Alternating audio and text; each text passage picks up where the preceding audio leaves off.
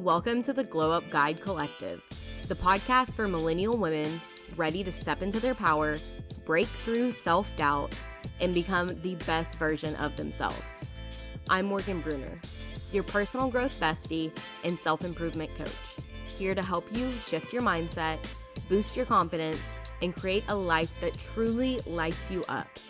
If you're tired of playing small and you're ready to finally embody your most authentic, thriving self, then girl, you're in the right place. Let's get real, have those deep, soul-fueling conversations, and most importantly, glow up from the inside out.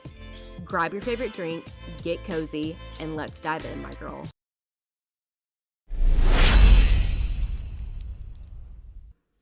Hey love, welcome back to the Glow Up Guide Collective, the space where we unlearn self-sabotage, rewrite our inner stories, and rise into the woman we were always meant to be.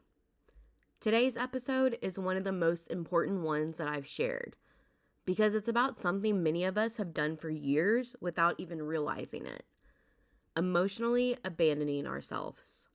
You know what I mean. You're there for everyone else. You listen, you support, you hold space, you give love. But when it comes to you, your feelings, your needs, your inner voice, you silence it. You push it down. You say, I'm fine when you're breaking. You numb out, overthink, or distract yourself until the feeling passes. Until the next one rises up again. And that, love, that's a wound. But here's the beautiful part. Wounds can become portals to power if we're willing to face them. So today I want to talk about what emotional self-abandonment really looks like, where it comes from, and most importantly, how we start coming back home to ourselves. So grab your favorite drink, cozy up, and let's jump into it. Let's define it with clarity and compassion. Emotional self-abandonment is this. It's disconnecting from your feelings. It's silencing your truth. It's choosing comfort for others over honesty with yourself. It looks like ignoring your gut feeling when something feels off, saying yes when your entire body is saying no, brushing off your needs with, I'm probably overreacting, numbing out with scrolling, food, work, or keeping busy, seeking constant validation instead of self-soothing, feeling lonely even when surrounded by people. It's being physically present in your life, but emotionally, you're checked out. And I say this with love. That disconnection, it breeds anxiety. It creates resentment, and over time, it dims your light. Here's the thing. Most of us learn to abandon ourselves before we even knew we were doing it. Maybe you grew up in a home where there wasn't room for your emotions. Maybe you were told, stop crying, or don't be dramatic.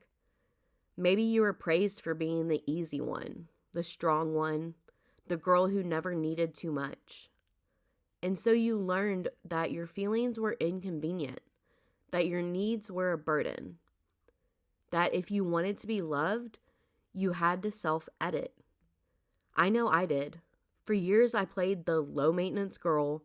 I kept the peace, smiled through the pain, tried to be who everyone needed me to be, even when it left me feeling hollow inside.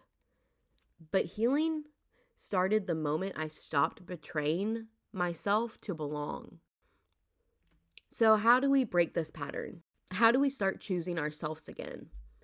Here are 5 powerful ways to reconnect emotionally, and they have changed my life. Hey love, real quick.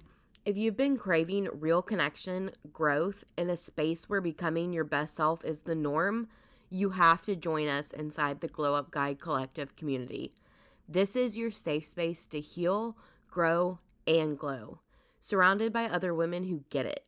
No more doing this alone. Your next level is waiting, and so are we. Tap the link in the show notes and come join the sisterhood, my girl. Number 1, check in with yourself like you check in on a friend. Each morning or night, ask, How am I really doing right now? What emotion is trying to speak to me? Where do I need more compassion in my life? Use a voice memo. Use your journal. Use your breath. Just check in with yourself, your feelings, and your emotions. Number 2, practice inner validation. When you feel something, don't rush to fix it or justify it. Just sit with it. Say, of course I feel this way. This feeling is valid, even if it's uncomfortable. My emotions are not too much. Validation heals what shame buried. Number 3, give your inner child a seat at the table. Seriously, talk to her. That younger version of you who just wanted to be seen and heard and hugged, ask her, what do you need from me today? Then give it to her through rest, play, movement, or even softness. Number 4, feeling without fixing. Your job is not to solve every emotion. It's to hold space for them. Whether that's a 10-minute cry session, a journaling dump, or putting your hand on your heart and saying, I'm not going anywhere, I am right here with you. That's reparenting yourself. That's emotional safety. Number 5, start a self-reconnection practice. Each day, do one small thing that's just for you. A slow cup of tea while watching the sunrise. Dancing in your room while no one's watching. Saying no and not explaining why. Lighting a candle and breathing deeply for 3 minutes. Let it become a ritual that says, I matter. I'm not abandoning me today. I remember a day a few years ago when I hit emotional rock bottom. Girl, I had poured so much into work, relationships, and being the strong one that one day I just couldn't get out of bed. Not from tiredness, but from numbness. I had poured so much into my marriage at the time and making sure it looked perfect on the outside, when on the inside, it was abuse, emotional, physical, and mental. And at that point, I didn't know what I felt. I just knew I didn't feel like myself anymore. That was the wake-up call for me. The moment I realized I was completely disconnected from me, I wasn't doing any of the things I loved to do anymore. And to be honest, I didn't even know what those things were.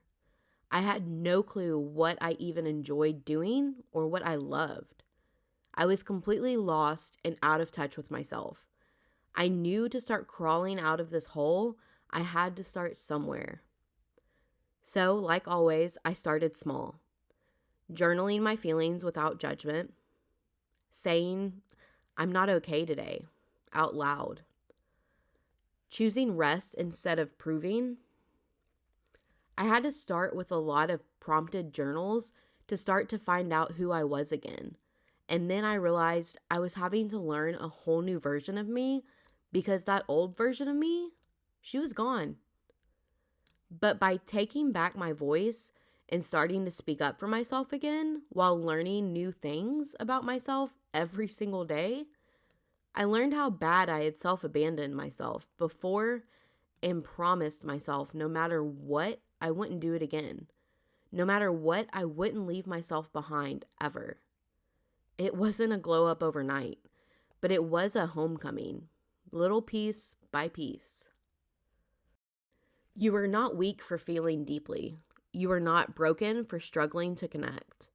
You're not too much, too emotional, too needy. You're a whole worthy woman learning to love herself again.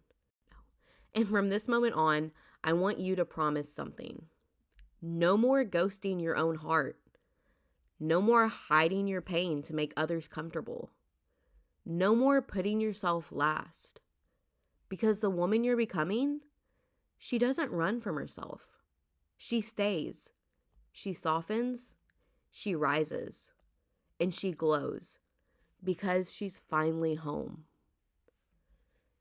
If this episode cracked something open for you, know that I am so proud of you. Tag me on Instagram at Glow Up Guide Collective and tell me, how are you choosing to stay with yourself this week? And don't forget to grab your free Glow Up Guide starter kit in the show notes. It's filled with tools, journal prompts, and rituals to help you reconnect and realign. Until next time, choose you, trust you, and keep becoming her, my girl.